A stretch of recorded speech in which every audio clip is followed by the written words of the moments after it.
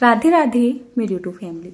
आज है संडे का दिन और मैंने दोपहर का खाना बना लिया है। खाना बनाने के बाद घर का जो काम होता है वो भी निपटा लिया है। धीरे धीरे खाना खाने का टाइम होता जा रहा है। पता है, आज मैंने दोपहर के खाने में बनाई थी लौकी की सब्जी, जिसको मैंने चना दाल डाल के बनाया था। लेकिन कभी कभी ना ऐसा होता है, सब्जी अच्छी नहीं लगती है। बड़े तो जैसे तैसे करके खा ही लेते हैं, लेकिन बच्चों को हमेशा टेस्ट का कुछ ना कुछ चाहिए होता है। तो मुझे पता है बच्चों को आज की सब्जी अच्छी नहीं लगेगी, क्योंकि खाने में पता नहीं क्यों वो अच्छी लग नहीं रही है। अब मैं सोच रही थी दूसरी सब्जी बना देती हूँ, लेकिन काम करते करते थक भी जाते हैं ना, आलस सा आ जाता है। फिर मैंने सोचा अब क्या करूँ, रात के मेरे पास चावल रखे हुए हैं, सोचा बच्चों की पसंद का कुछ बना देती हूँ। तो चलिए सिंपली मैंने यहाँ पर कढ़ाई रख ली है, इसमें तेल डाल दिया था। तेल गर्म होते के साथ ही थोड़ी सी मूंगफली यहाँ पर डाल दी थी। इनको रोस्ट करना है या फिर हल्का सा फ्राई कर लेना है। इसी बीच में लेने आ जाते हैं पापड़। आप देख सकते हैं मेरे फ्रिज में कुछ भी नहीं रखा हुआ है, क्योंकि मैं फ्रिज में बहुत ही कम चीजें रखती हूँ। ऐसी चीजें घर में कम ही बनाती हूँ जिनको मैं लंबे समय के लिए स्टोर करूँ। चीजें कम बनाती हूँ, भले ही जल्दी जल्दी बना लूँ। और साग सब्जी हम अपने फ्रिज में रखते नहीं है, जितनी लाते हैं उतनी ही हम यूज कर लेते हैं। इसी वजह से मेरे पास बहुत सी बार बहुत सारा सामान नहीं मिलता है, ठीक है ना। फ्रिज में चीजें रखना कुछ हमें पसंद नहीं है, मुझे और मेरी फैमिली को। जो हमारे ये जो पापड़ थे ना, इनको मैंने थोड़ा सा छोटे छोटे टुकड़ों में कट कर लिया है, ताकि इनको फ्राई करने में आसानी रहे। उसके बाद ये जो मूंगफली है ना, इनको 5 से 6 मिनट के लिए चलाते हुए फ्राई सा कर लिया है। और जब ये क्रिस्पी सी हो जाए, इनको तेल के अंदर से निकाल लेना है। तो चलिए एक काम तो हमारा निमट चुका है। उसके बाद रेसिपी को थोड़ा सा और हेल्दी बना देते हैं, जिसके लिए मैंने यहाँ पर थोड़े से काजू बादाम और किशमिश ले ली है। आपके पास अगर इस टाइम यानी कि हो तो आप डाल लीजिएगा, नहीं तो कोई बात नहीं, आप इसको छोड़ दीजिएगा, रहने दीजिएगा। बस थोड़ा सा ये है, जो मेरा ये खाना बनने जा रहा है ना दोपहर का, थोड़ा हेल्दी वे में बन जाएगा। टेस्टी तो अपने आप से बन ही जाता है, थोड़ा सा हेल्दी वे में बन जाएगा, क्योंकि बच्चों को हेल्दी चीजें खिलाना बहुत ज्यादा जरूरी होता है ना। और बच्चे वैसे तो ये खाते नहीं है। काजू को तो वो कटोरियों में भर भर के ऐसे खा लेते हैं मानो हलवा खा रहे हो, लेकिन बादाम नहीं खाते हैं। और गर्मियों में वैसे ऐसे बादाम देने भी नहीं चाहिए, भिगो के देने चाहिए। मुझे तो याद नहीं रहते हैं शाम को भिगोने, तो मैं कोई ना कोई तरकीब निकाल लेती हूँ अपने बच्चों को ऐसी चीज खिलाने के लिए। अब काजू बादाम किशमिश को भी हल्का सा फ्राई कर लिया है मैंने। उसके बाद ले लिया है यहाँ पर सूखा नारियल। इसको मैंने पतले पतले से टुकड़ों में कट कर लिया था। और इनको हमें इतना भूनना है कि इनका कलर हल्का हल्का सा गुलाबी हो जाए, या फिर इनका कच्चापन सा निकल जाए। दूसरा, जब भी हल्के से भून जाते हैं ना, तो खाने में भी आसानी सी रहती है। ऐसे ही खाते हैं ना कच्चे को, तो दांतों में चिपकता सा रहता है। और मेरी सासू माँ है, उनसे तो खाया भी नहीं जाता है। लेकिन इनको जब हल्का सा फ्राई कर लेते हैं ना, ये क्रिस्पी सा हो जाता है और खाने में टेस्टी भी लगते हैं। उसके बाद यहाँ पर बारी आती है पापड़ की। तो पता नहीं क्यों बहुत सी बार पापड़ ऐसे आ जाते हैं, जैसे हम इनको फ्राई करने के लिए जाते हैं तो इनमें झाग से बनने लगते हैं। हो जाता है ऐसा कितनी बार। और ये ना दाल वाले पापड़ हैं। तो चलिए थोड़े से मैंने पापड़ को भी हल्का हल्का सा फ्राई कर लिया है। इसी वजह से मैंने इनको कट किया था, क्योंकि अगर मैं यहाँ पे साबुती डाल देती तो पूरी कढ़ाई में आने वाला भी नहीं था। जब ये सीख जाते हैं ना, तो साइज में और भी ज्यादा बड़े हो जाते हैं।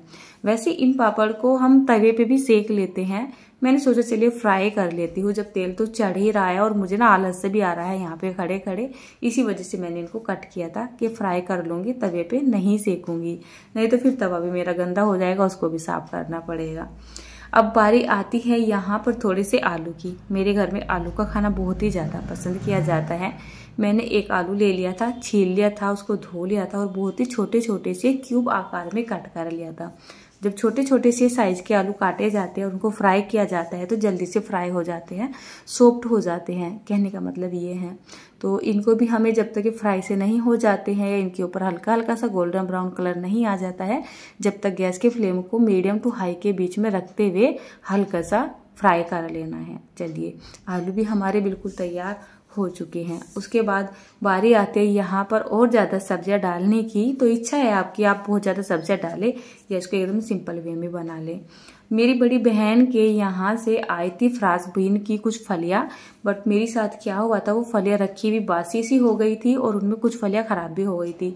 तो मुझे वे फेंकनी थी। उन्हीं में से जो फ्रेश कुछ फलियां रह जाती हैं, तो मैंने यहाँ पर 5-7 फलियां ले ली थी, जिनको धो लिया था और उसके बाद इसको कट कर लिया था। इनको भी 1 से 2 मिनट के लिए हल्का सा फ्राई कर लिया है। अब बारी आती है तड़का लगाने की। तो सिंपली यहाँ पर 1 छोटा चम्मच के जितना जीरा, 1 छोटा चम्मच के जितना सौंफ डाल देते हैं और हल्का सा इनको हम रोस्ट कर लेते हैं ताकि इनका कच्चापन सा निकल सके और ये हल्के से चटक जाए। उसके बाद ये है पत्ता गोभी। ये पत्ता गोभी भी मेरी बड़ी बहन की यहीं से आई थी, मतलब वो सब्जी बना रही होंगी और सब्जी में उन्होंने देखा कि मतलब गोभी बहुत ज़्यादा हो गई थी, तो कटी हुई पत्ता गोभी उन्होंने मेरे यहाँ पे भेज दी थी। तो मैंने यहाँ पर थोड़ी सी पत्ता गोभी भी डाल दी है और पत्ता गोभी डालने के बाद इनको मैंने 1 मिनट के लिए हल्का सा फ्राई कर लिया है ताकि इनका कच्चापन निकल सके। और जो मेरे पास रात के बचे हुए चावल रखे थे ना, वो चावल मैंने यहाँ पर डाल दिए हैं। गैस का फ्लेम इस टाइम हम लो और मीडियम के बीच में रखेंगे। यहाँ पर थोड़ा सा काला नमक, थोड़ा सा व्हाइट नमक और यहाँ पर एक बढ़िया सा या फिर 2 छोटा चम्मच के जितना चाट मसाला डाल देंगे। फ्राई किए हुए आलू और जो हमारी बीन्स थी वो भी डाल देंगे और जो भी कुछ हमने फ्राई करके यहाँ रखा था जैसे कि मूंगफली, काजू, बादाम, किशमिश और अपना जो सूखा नारियल था, वो सारा ही सामान यहाँ पर डाल देंगे।